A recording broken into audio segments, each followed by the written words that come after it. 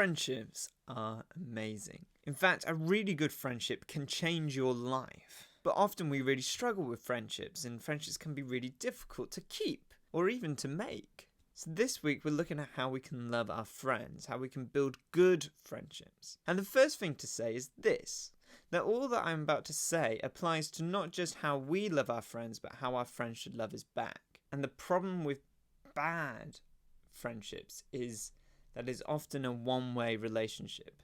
Do you remember me talking about this before? That in order for a good relationship, it needs to go both ways. You need to love someone as much as they love you back. That makes a really good friendship as well.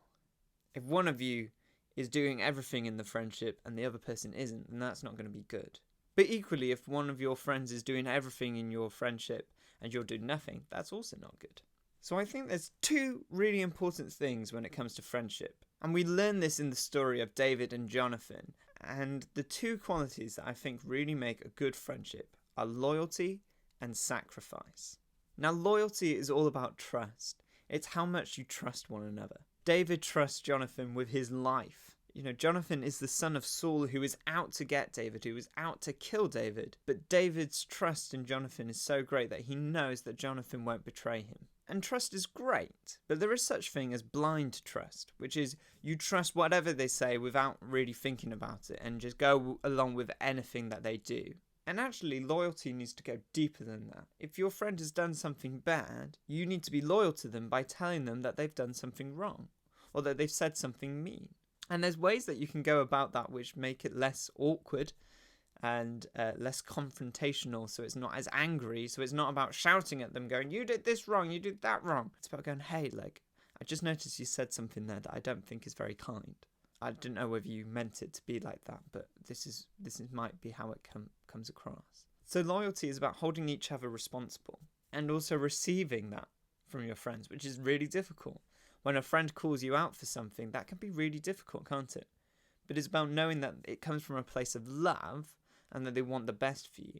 The second aspect of a good friendship is this word sacrifice. Best friendships are built on love and time. Time is so important.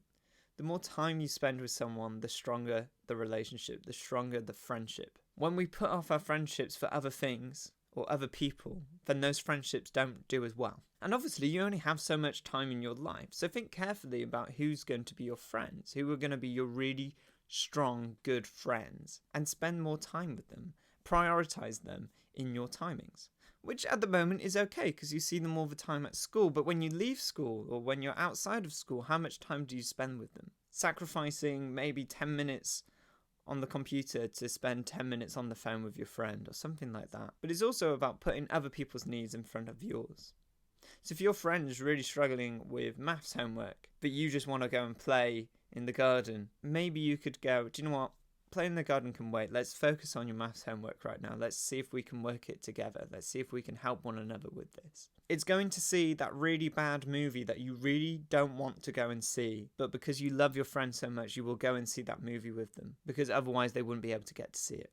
And again, if both of you are being sacrificial in the way that you do your friendships, if both of you are giving up things and putting each other's needs above your own, then that should be reciprocated back to you. That should be mirrored back to you. Man, I'm using big words today. When we see our friendship towards someone else mirrored back to us in a good way, that's when we know that our friendships are strong. The moment that we recognize that our friendships aren't quite equal, that we're not both doing the same thing, that's when friendships struggle.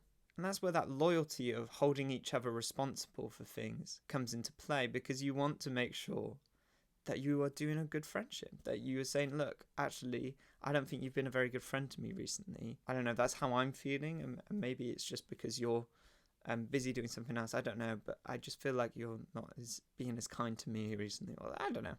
I hope that helped. I hope that's given you some useful tips as to good friendships. And it's also important to say that friendship also should exist with Jesus, that all these things that we just talked about should be the same with Jesus. Like, if we've chosen for Jesus to be our friend, then we need to have trust, and we need to be holding each other accountable, and we need to be sacrificing our time and putting others' needs ahead of ours. Those are all things that Jesus wants from us too in a good friendship, and that goes both ways. Next week, we are looking at loving others, in particular, loving your enemies, which is going to be juicy. So make sure you watch next week. Until then, goodbye.